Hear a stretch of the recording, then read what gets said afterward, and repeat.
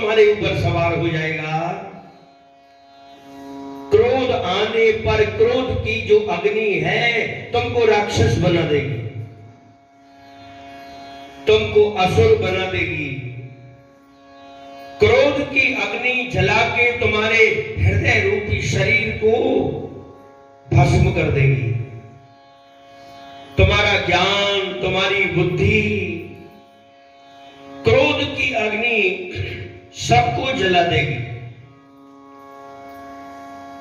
शरीर को जलाने वाली अग्नि उतनी भयंकर नहीं है जितनी क्रोध की अग्नि भयंकर है। क्रोध की अग्नि का त्याग करो। अरे क्रोध की अग्नि और चिंता, जीवन में चिंता नहीं होनी चाहिए। गीता के अनुसार हरि भगवान का चिंतन होना चाहिए। चिंता चिता से बढ़कर है। अरे घुन समान लग जाती है। चिता मुर्दे को जलाती है लेकिन चिंता जिंदे को खाती है। चिंता और चिता में केवल एक बिंदु का अंतर, एक बिंदी का अंतर है। जीवन में चिंता नहीं, हरि भगवान का चिंतन होना चाहिए। निष्काम कर्म करना चाहिए। निष्काम कर्मयोगी बन के जीवन में रहना चाहिए। निष्काम कर्म करने वाला भगवान को प्राप्त कर लेता है। पाप दोष आदि से वो जीव रहित हो जाता है। वास्तव में गीता में जो सार लिखा हुआ है, गीता में भगवान ने जो वर्णन किया हुआ है, गीता के हम एक श्लोक को भी अगर अपने जीवन में उतार लें तो हमारा जीवन धन्य हो जाएगा। क्रोध का त्याग करें। राजा को क्रोध आया, क्रोध में आके राजा उठ के चला गया। क्रोध जीव का सबसे बड़ा शत्रु है। राजा आगे गया, वहां उसने जाके देखा जो स्वरूप उस ब्राह्मण ने अपनी पत्नी का बतलाया, दीर्घदंती कृष्णवर्णा, ऐसी ही एक स्त्री को देखा और वो एक बेर का पेड़ है, उससे बेर तोड़ के खा रही है। उत्तम राजा ने पूछा, देवी तुम कौन हो? स्त्री ने कहा, बोल वैसे वर्ण से मैं ब्राह्मणी हूं। अमुक ब्राह्मण मेरे पति थे, मैं यहां जंगल में आ गई। जंगल में तुम कैसे आई? तुम्हें यहां लाने वाला कौन है? ब्राह्मणी कहने लगी, हे राजन, बलाक नाम का एक राक्षस है, वो मेरा हरण करके यहां ले आया है। ध्यान देना। राजा ने पूछा, हे ब्राह्मणी, वो जो राक्षस है तुम्हारा हरण करके क्यों लाया? अब वो ब्राह्मणी कहती है कि बोले राजन, ये तो मैं भी नहीं जानती मुझे क्यों लाया है। भाई अगर वो मुझे खाने के लिए लाता तो खा जाता, न मुझे भोजन के लिए लाया, न मुझे स्त्री समझ के भोग के लिए लाया, पता नहीं क्यों लाया। तो वो बलाक जो राक्षस है वो कहां गया है? पर आने वाला है, जंगल में अपने भोजन के लिए गया हुआ है। थोड़ी देर के बाद में बलाक राक्षस आ गए। राजा ने उससे पूछा कि हे बलाक, तुम ये बताओ, तुमने इस ब्राह्मणी का हरण क्यों किया है? अब जरा ध्यान से समझना, एक राक्षस कितनी बड़ी बात कह रहा है। ऐसा नहीं है कि भाई निशाचर जो राक्षस हैं उनके पास बुद्धि नहीं है या ज्ञान नहीं है। ज्ञान भी है, बुद्धि भी उनके पास में है, और वो पाप भी यदि करते हैं तो अपने उद्धार के लिए करते हैं, जान के करते हैं, अनजाने में नहीं करते। कहा है हरि भक्त बन तो ऐसा बन, हरि सुमरन की हद कर दे, और भजन के जोर से यमराज का खाता भी रद्द कर दे। पापी बने तो ढंग से बने, भक्त बने तो ढंग से बने, पूरा बने, अधूरा नहीं बने। अधूरा ज्ञान, अधूरा साधन किया है तरने के लिए, लेकिन उल्टा हो जाता है, वो उल्टा उसको डुबा देता है। राजा ने पूछा क्यों लाया? राक्षस बोला ना मैं पत्नी बनाने को लाया, ना भोजन करने के लिए लाया, फिर क्यों लाया? ध्यान देना, राक्षस ने कहा इसलिए लाया हूं, इसका जो पति ब्राह्मण है वो ऐसे मंत्र जानता है, अगर वो मंत्र उच्चारण कर दे तो हम राक्षसों को वहां से भागना पड़ता है। मंत्रों के अंदर वो शक्ति है, मंत्र के अंदर वो ताकत है, मंत्रों के अंदर वो पावर है। महाराज देवलोक में से देवताओं को मृत्यु लोक में आना पड़ जाता है, ऐसे मंत्र जानता है। पत्नी का हरण में इसलिए करके लाया कि वो जो है थोड़ा दुखी हो जाएगा, दुखी होगा तो उसका जो मन है वो फिर अपने कर्म में नहीं लगेगा, फिर वही कर्म आ गया। सब जगह पर कर्म ही प्रधान है, कर्म के अंदर शक्ति है, तप के अंदर शक्ति है, मंत्रों के अंदर शक्ति है। तो कहा इसलिए मैं हरण करके लाया। राजा ने कहा अब मैं इसे लेके जाऊंगा, तुम मुझे दे दो।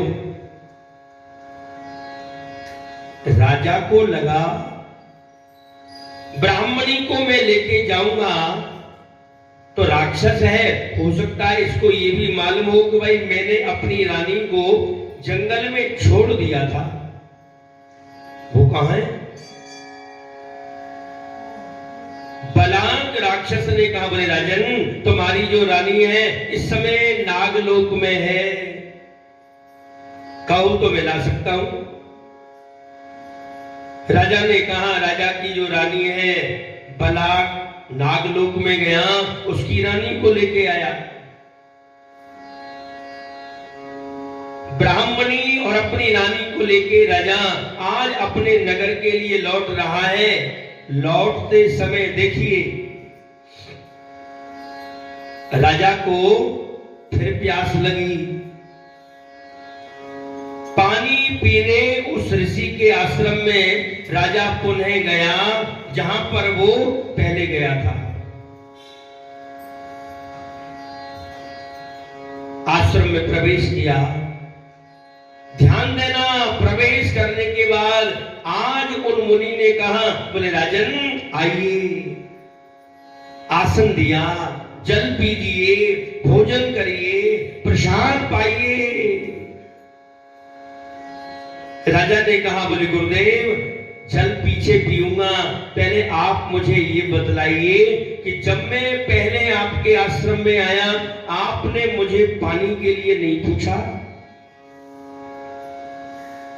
आज आपने आसन बिछाया है, जल प्रसाद के लिए कहा है, इसका कारण क्या है? अब जरा ध्यान देना,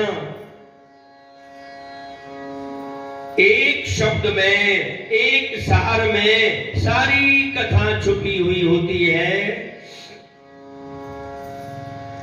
मुनि ने कहा, बोले राजन, पहले मैंने तुम्हारा इसलिए स्वागत नहीं किया था कि तुमने अपने गृहस्थ आश्रम में गृहस्थ जो धर्म है उसका पालन नहीं किया था। बोले गुरुदेव वो कैसे? तुमने अपनी रानी का त्याग कर दिया था, इसलिए मैंने तुम्हारा कोई स्वागत नहीं किया, ना तुम्हें जल पिलाया।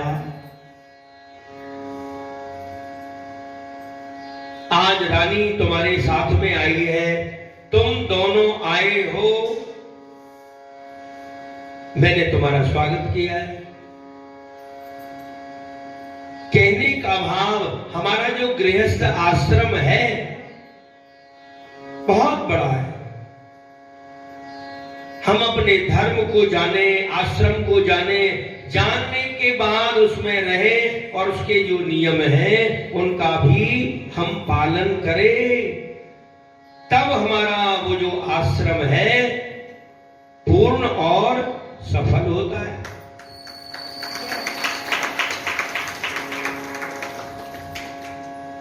बहुत बड़ा आश्रम है। भगवान गृहस्थियों से प्रेम पाते हैं, जन्म लेके भी आते हैं तो गृहस्थियों के घर में आते हैं। आज का जो अध्याय है इसका नाम ही ये है, गृहस्थ आश्रम श्रेष्ठ।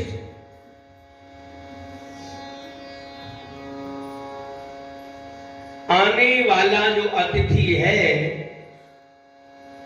गृहस्थ आश्रम में रहने वाले जिन प्राणियों से सत्कार पाता है, आने वाला अतिथि उसको पुण्य देके जाता है। आने वाला अतिथि गृहस्थी के घर से खाली हाथ लौट जाए, सत्कार ना पाए, तो उस गृहस्थी का जो पुण्य है वो आने वाला अतिथि ले जाता है और अपना जो पाप है वो छोड़ जाता है।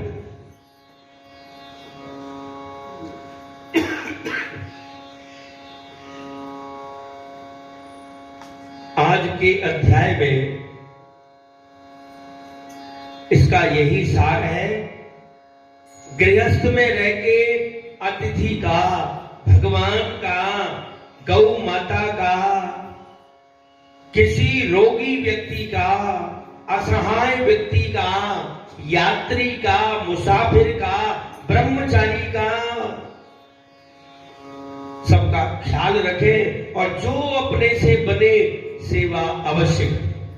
तुम